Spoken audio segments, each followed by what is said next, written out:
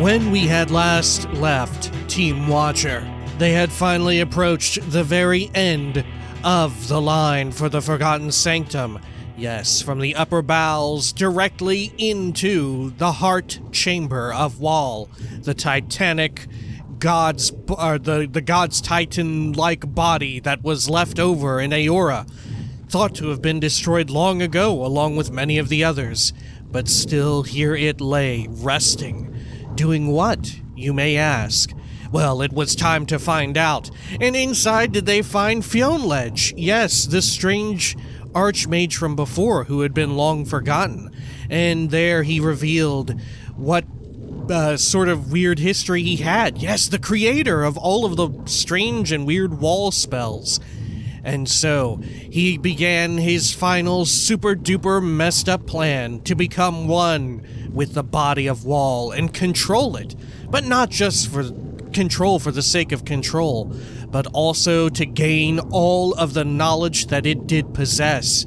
And as he merged with the Oracle of Wall that was present in the Heart Chamber, did he begin to see everything and lose his mind? The two had become one, and now Team Watcher did battle with them and slew them with daring do, and were now ready to finally wrap things up in the Forgotten Sanctum with a little bit of talking to the other two archmagi and probably that important librarian in the scriptorium. All that stuff. This is Pillars of Eternity 2, The Forgotten Sanctum. Or Deadfire, The Forgotten Sanctum. Alright. Let us unhide this situation. I think, depending on how long the wrap-up is, for the sake of people who are trying to avoid Forgotten Sanctum spoilers, we may end up calling this one a little earlier, right? That way we can just go back to the core game at the beginning of the next one. Does that make sense? Hopefully that makes sense. Let's check our loot here first. We've got some more. A ring of clenched muscle. Gross.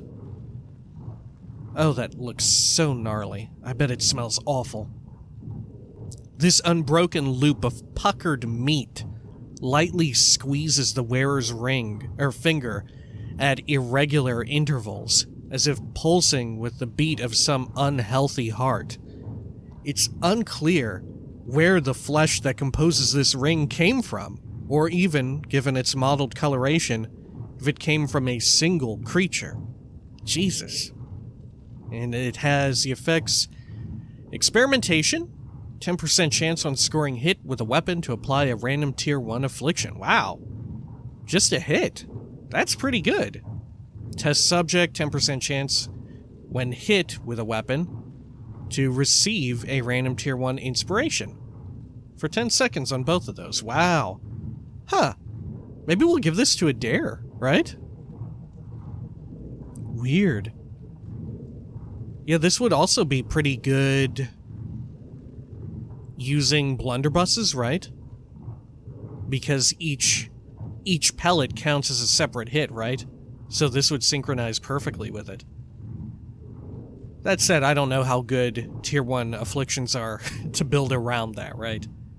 Probably want something else to stack with it. But it'd be great to complement something to where you're hitting multiple times very quickly. Or like, of course, other weapons that shoot multiple projectiles at once, like the crossbow that we skipped out on. There's been a few bows, I think, that shoot like 3 arrows at once. Shit like that.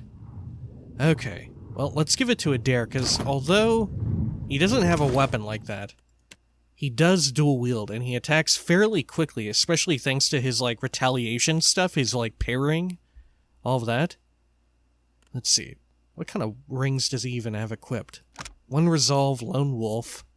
Yeah, maybe we'll get rid of this, because Lone Wolf has become increasingly less useful, especially since we're running with so many summoners. Yeah, let's do that. There we go. That feels right to me, huh? Okay. Cool. This looks great on me. Good. Okay, anything else around here? Let's turn that on. Yeah, we still have really no idea what the hell this thing is for. I guess this is for some sort of alternate beginning or ending to this area? I don't know. Very strange. Yeah, I wonder what it would even be. Maybe if you decided to merge Console Hot, this is how you would do it? Maybe? Alright, well, before we travel back to the Temple of Revelation somehow through here, let's speak with Faustina. Once again, circumstances conspire to place you at the vanguard of important decisions, Ark. Faustina huffs and shakes her head. Now that Wal's body is dead, we've rid ourselves of a sleeping tentacle god. Clearly you've learned your lesson at Kadnua. Maybe it isn't what I would have done, but you did pretty good. Faustina folds her arms and smirks. Do you think you passed Archimir's final assessment? Do you feel like you learned anything? I had some questions, let's be off. You think you passed Archimir's final assessment? We'll just exhaust all of this. No doubt he would find some reason to rebuke my performance. But I think the point of this exercise is to show me that I no longer need his approval. I don't know. I feel like he just sent a liaison to handle something that he was afraid of. Right? I don't know. Like we were talking about earlier, I don't know that Archimir was so interested in Wall, but more interested / fearful of the crashed meteorite, or meteor. If anything, accompanying you has been worth 10 apprenticeships. Bekana taught me that I should not wait for anyone's approval before chasing my dreams. From Tain, I learned that our memories define us, no matter where they come from. Lengrath showed me how there is no end to what we can learn about ourselves. The Spore Colony taught me that... No, I cannot begin to discuss it. That creature was disgusting. I learned from your example that a safe choice is preferable to living with uncertainty. Huh. Oh, with regards to our final choice there to destroy the creature. Right. Because sometimes uncertainty is worth it, just not in that case, right? It was too risky, too many things at stake. You've given me a lot to consider. That much is beyond doubt. Alright. You took all that from our time together? Keep performing at capacity or it's back to the dark cupboard. You've more than earned your place aboard the High Charlatan. Let's ask this. You took all that from our time together? When it comes to educating myself, I am like a rodent. I can make a nest out of anything around me. We are not here to delight each other with empty pleasantries. Unless I am mistaken, you have a god to catch, trading companies to pit against each other, and an archipelago to pacify. No pressure, Casita. Alright. Let's see. Should we ask her anything else? The other option went away. Well, let's be off. Yeah, looks like we're fine. Can we ask Aloth anything? He didn't have an alert, but... Do you need something? Nope, that's all. Okay. Let's head on back to the temple. Do we actually have quests at the moment still for this? Or, yeah, okay. It'll really, for real, just all be epilogue stuff, huh? There we are. Good. Yeah, we need to check up on Bakarna, for sure. Oh, fuck. Oh, the burned book grows warm in your pack. Ooh. Okay. Oh. Oh, of course, back. yeah. And a bit more alive than I anticipated. Tane looks you over and chews his thumbnail. You've got some gore on you. It's just awful. Really, here, let me help. Tane starts brushing ropey strings of wild stuff off your shoulders. He pauses to gag softly. I'm fine, Tane. If you ever get a chance to explore one of those things, I cannot recommend it enough. The next time a god asks you to unclog a bowel obstruction, tell them I'm busy. Let's see. Yeah, I can't recommend it enough. Really? You know, I wasn't jealous until just now. Tane's eyes brighten with wonder. Welcome back. You've returned in one piece. Do you hear that? Lengrath turns her head toward the overlook and closes her eyes. A small smile spreads across her face. Silence. Beautiful silence. Yeah, I guess so. Wal's Titan form is dead, and it's your doing. We no longer need fear whatever destruction it may have rained upon Aora. Well done. I'll miss it. The shadow of Wal's horrible body has been like a second home. We could have learned so much. Now we're leaving it to rot. Let's just eat it. There's a lot of hungry people. Let's cook it up and eat it. What do you think it tastes like? Probably pretty fucking bad, huh? I couldn't allow it to do further harm. This place devours hope and spews nightmares. Violently from both ends. Enough is enough. Don't worry, Tane. You can have the next god body. Something better will grow in its absence. What the fuck does that mean? Huh. What a weird implication. Do you think maybe the crashed meteorite and maybe the spore colony, which is still kind of present, right? Like, we ripped out the heart, but we've seen parts that didn't die along with it. And I'm not sure if that's... Like, when we destroyed the main nest of the spores, and, like, the big encounter there, did that actually kill all of them? Because of how, you know, spore colonies are interconnected? But if we're going by that reasoning, I mean, like, colonies of mycelium and all that, they don't have, like, a central brain or whatever. Just because you, like, pluck one mushroom doesn't make all of it die. Like an old set of Christmas lights. Yeah. So couldn't it, like, eventually reach over and infest the fallen body? Like, how long would it take? It seems dangerous. Right? Doesn't this seem like a bad thing? Maybe we should burn this. Yeah, I don't know about this. Okay. There's definitely a lot of... Like, although we've killed the body, like, we live in a world where things can possess dead bodies or imbue themselves with it, right? Yeah, like, who's to even say, with the body dead, couldn't someone just animancy themselves into it, similar to, like, a construct or something? Huh.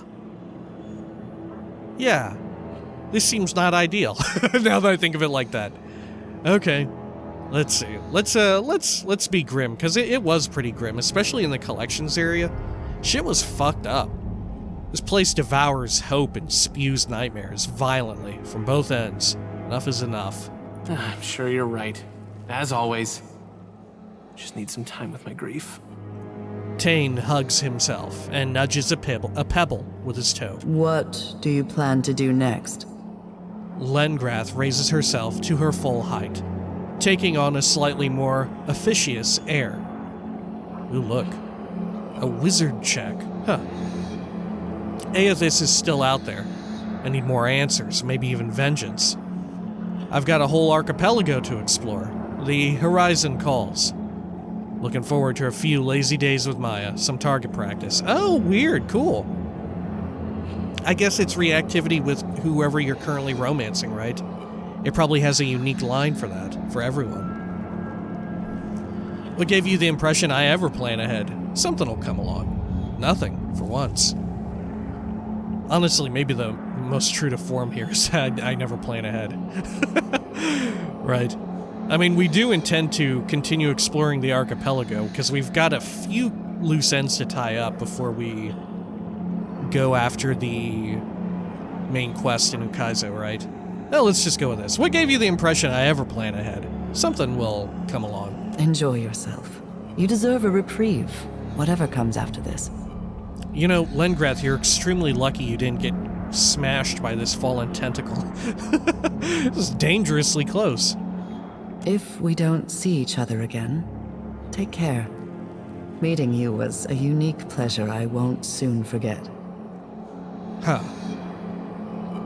I wonder if we'll see them again in this game. I doubt it, right? What other reasons would there be? Maybe this was to allude to things that may occur in a future game, right? Just like future-proofing. Because Lengrath was in the first one, right? Though we never met Lengrath in the first game. But, yeah, that would be cool if this was like a recurring character in various forms, right? Lengrath inclines her head to you in thanks and farewell. She turns away. You catch a glimpse of a smile on her lips, well, she's not so upset about us having not destroyed all of the people down in the collections. Okay, cool. Can we talk to everyone again now that we've exited that? Thanks for circling back, Watcher. Glad we get this little, moment to ourselves. Tane clears his throat and shifts his weight from foot to foot. What you did wasn't what I wanted for Wild's body, but at least you acted on what you thought was right.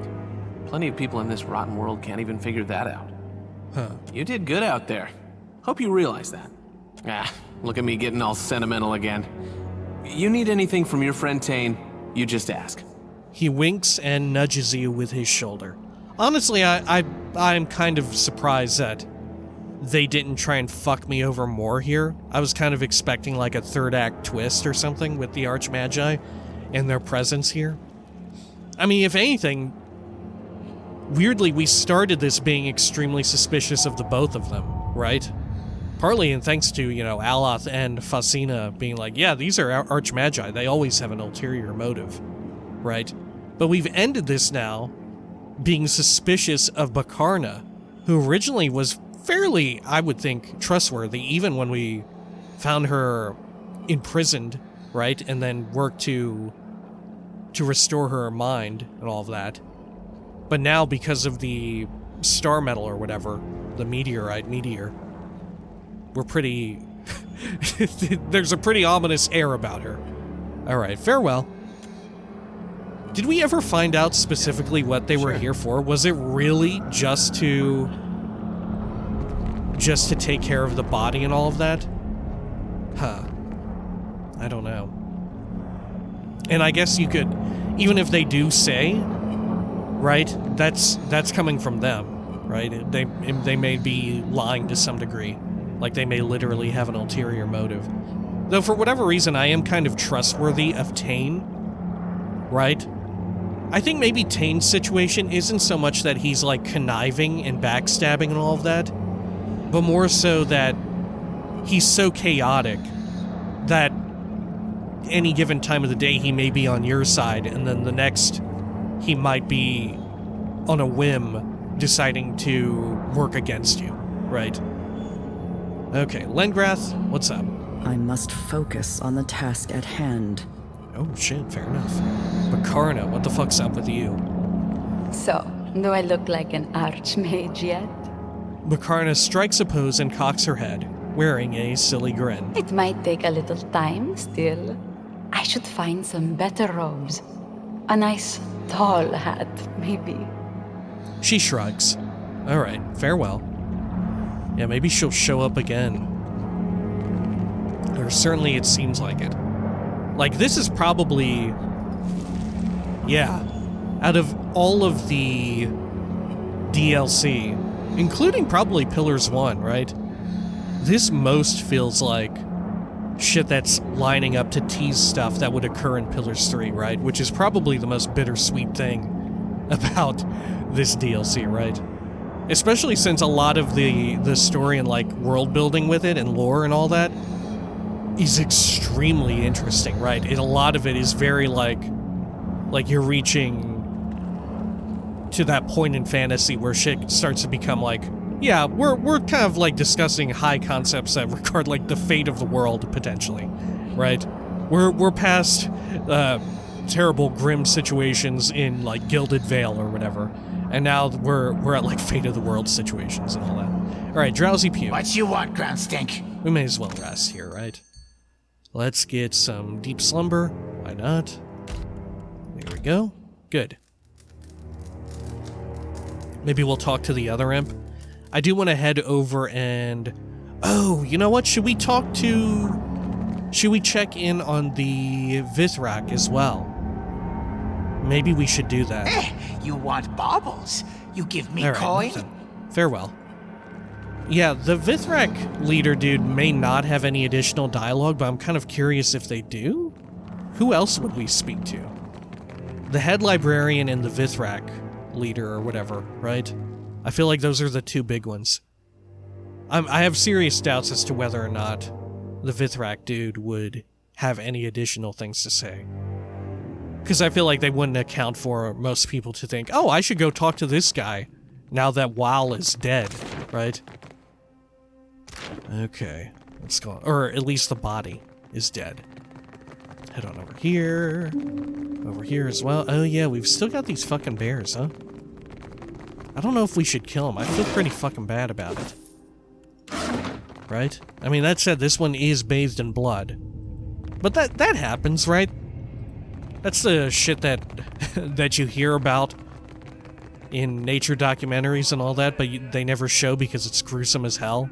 When they, like, get a fresh kill of fish or, like, a sea lion or whatever, they're covered in blood. Looks nightmarish. Alright. Let's head on up over here. Good, good, good.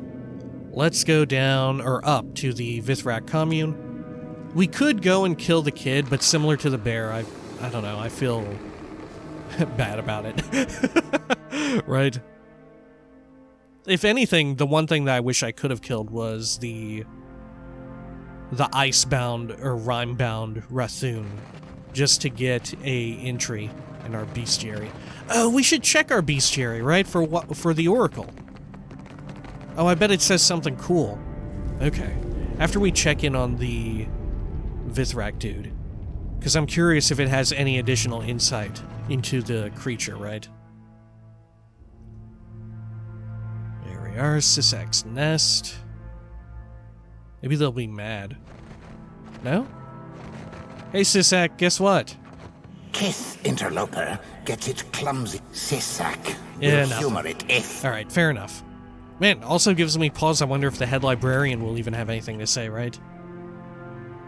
We'll check. Good to be thorough, I think. Alright, let's see. Let's check this out here.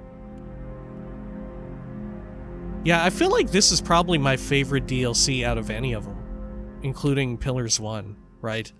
Well, White March Part 2 was really fucking cool. Shit got fucking really wild there. But I don't know, this is... I don't know, I think maybe because this is pieced together better. Yeah, I don't know. It's hard. It's between White March Part 2 and this. But I think this wins out for me. I think it does. Alright. Because White March Part 2 also had, like, the surreal, like, kind of shit that makes your character feel small in the world. With that eyeless army and shit, and the eyeless finally attacking. That shit was awesome. Okay, let's see. Makarna's Folly. Oh, right, yeah. We still have to turn that in. Okay. Let's see. Cyclopedia is what I'm looking for. What kind of creature would it be? A primordial, maybe? Let's see. Observer. Oracle of Wow. Yeah, there it is. Okay, yeah. I almost forgot. I grabbed it for a thumbnail. The Oracle serves many roles, all of them fiercely committed to the stewardship of WoW's inert form. As an extension of WoW's immune system, it violently subdues any outside influence from trespassing on the god body. It also coordinates the development and expansion of WoW's atypical biology. Really? Inhibiting the growth of tentacles, eyes, and other appendages to impose a semblance of order among anarchy. The Oracle's origins are a mystery, but its loyalty is beyond question. Wow, so is there a situation where... Yeah, I guess if we gave in to WoW's ideas, where we kill the Oracle, and we don't put anyone inside of WoW, like Consulhot, for example, but we leave the body intact. Theoretically, similar to the ice flow, or whatever it was from Beast of Winter, it would keep spreading, wouldn't it? Like, the weird, like, tissue flesh growth would continue expanding all over the place. Huh. But doesn't that seem kind of counterintuitive to the idea that WoW would want to forget about their body? That's how it was hidden? Maybe it's like a side effect that was unaccounted for? Well, I don't know, by its own, like, god? I don't know. Alright, let's head back to the entrance. and then we'll go check in with the main librarian. Yeah, very strange. Also, kind of interesting to consider the fact that they both have, Rimmergond and Wal kind of have this thing where they could continue expanding their reach. I wonder if that was something that was building towards like some shit in Pillars 3. That said, we've had run-ins, like deep run-ins with other gods who don't seem to have some sort of expanding territory. Like Andra. Well, I guess just as water begins to encompass more of the planet, I guess theoretically you could reason that has to do with Andra, right? Okay. Yeah, I guess so. But it doesn't feel like the same sort of way, right? It feels more scientific and less supernatural. Okay, let's head on back over to the scriptorium and we'll do one last check-in with folks. Like I said, this one may be short, just for the sake of playlist ordering and all that. If for whatever reason someone wants to skip through Forgotten Sanctum to other shit, right? Okay, Chief Librarian, what do you have to say? Greetings, Anything? visitor. Welcome back to the scriptorium. How else might I help you? Yeah, nothing. Okay, farewell. Huh. Unfortunate. Weird. Because I feel like at the end of Beast of Winter, we kind of had like a really fleshed out epilogue area where we could just talk to everyone at that little village or whatever that had cropped up, right? And that was pretty cool. I wonder if it was almost like I hate to say it, but I wonder if it was a budget constraint, right? Like they made sure to hit on the big shit and all this, but they had to trim a bit around the edges, right? Because this was, I wonder how like the success slash underperformance slash failure of Deadfire impacted this DLC, right? Because obviously it must have already been planned that there would be a third DLC, whether or not, and like rough ideas of what it would be about. Probably nothing too set in stone. Huh. I wonder. Because it feels about the same size as Beast of Winter. Huh. Maybe not. Maybe they hardly cut anything from this, and more so because by the time that they would have realized, oh shit, Deadfire is seriously underperforming. We're going to need to do some sort of budget cut or whatever. Well, obviously you don't want your first DLC to like coming out the gate to be like a stinker, right? Or at least if you know that you have to cut a lot of shit from one of them, you don't want it to be the first one, and you don't want to go out with a whimper.